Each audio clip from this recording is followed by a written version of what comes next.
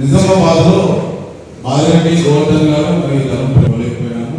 మిగతా జాగాల్లో దాదాపు అందరం కూడా గెలిపారని మేము చెప్పడం జరిగింది. ఈ వేదిక తెలియజేస్తున్నా. మరి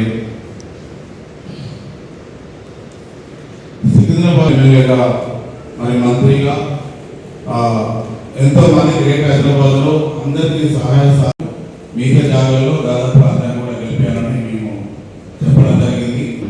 ఈ వేదిక తెలియజేస్తున్నా. మరి సికింద్రాబాద్ ఎమ్మెల్యేగా మరి మంత్రిగా ఎంతో మంది గ్రేటర్ హైదరాబాద్లో అందరికీ సహాయ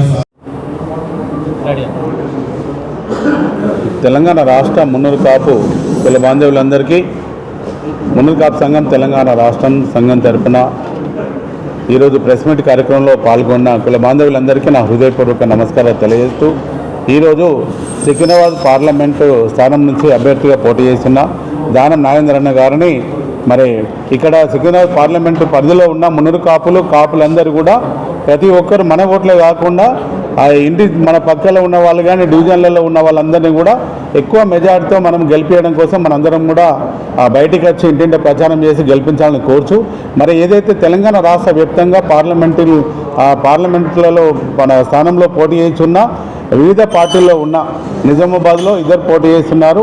మరి కరీంనగర్లో ఒకరు చేస్తున్నారు, జైరాబాద్లో ఒకరు చేస్తున్నారు. నిజామాబాద్లో బాదిరెడ్డి గోవర్ధన్ గారు, ధర్మపురి అరవింద్ గారు, మరి కరీంనగర్లో బండి సంజయ్ గారు, జైరాబాద్లో గాలి అనిల్ కుమార్ గారు, సికింద్రాబాద్లో దానం నాగేందర్ గారు, మరియు ఎమ్మెల్సీగా పోటీ చేస్తున్న మన తీన్మార్ మల్లన్న గారు. వీరందరినీ కూడా మున్నూరు కాపులందరినీ పార్టీలకు అతీతంగా ప్రతి ఒక్కరు గెలిపించాలి. మరి సికింద్రాబాద్లో ఎక్కువ మెజార్టీతో మనం గెలిపించడానికి కృషి చేయాలని కోరుతున్నాను. మరి కాంగ్రెస్ పార్టీ మనకు కార్పొరేషన్ ప్రకటించింది.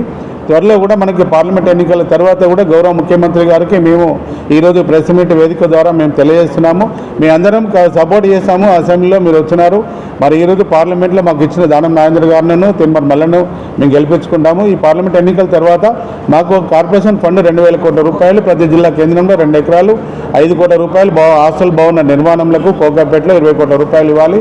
స్థానిక ఎన్నికల్లో కూడా మాకు మరి స్థానం కూడా మాకు అందరికీ కూడా జనాభా ప్రాతిపదికన మాకు కల్పించాలని కోరుతున్నాను. ఏదైతే నామినేటెడ్ పదవులలో కూడా మీరు రేపు కార్పొరేషన్లు కానీ అన్నీ కానీ తప్పకుండా మాకు మున్నూరు కాపులకు జనాభా ప్రాతిపదికన ఇవ్వాలి. ఈ కార్పొరేషన్ కమిటీ కూడా మా మున్నూరు కాపులకే మరి ఏదైతే సంఘాలు ఉన్న వాళ్ళకు చైర్మన్, కమిటీ మెంబర్లు ఇస్తే మా కమ్యూనిటీని ముందుకు తీసుకెళ్లి ఆర్థికంగా బలోపేతం చేసుకోవడానికి ఉపయోగపడుతుందని నేను కోరుచున్నాను. జై మున్నూరు కాపు, జై జై మున్నూరు కాపు.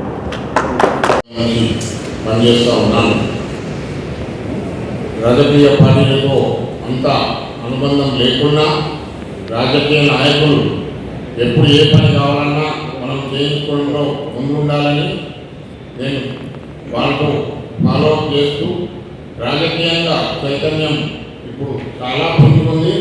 మున్నూరు కాపుల్లో కూడా మంచి ప్రావీణ్యత ఉన్న నాయకులు, సేవకులు చాలామంది ఉన్నారు.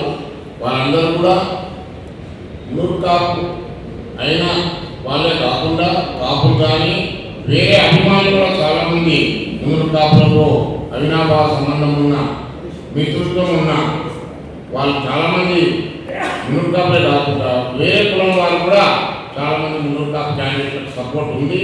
దానికి ఒక ఉదాహరణ ఇవాళ దానం నాగేంద్ర గారు ఎంపీగా కాంగ్రెస్ పార్టీ నుంచి అనౌన్స్ అయిన తర్వాత సికింద్రాబాద్లో ఒక చలనం లాగా రోగింది. మేము ఇప్పుడు చెప్పొచ్చు, అప్పట్లో శివశంకర్ గారు ఎంత పట్టుసత్తతో కాంగ్రెస్కు సేవలు అందించారో వారి అడుగుజాడల్లో దానం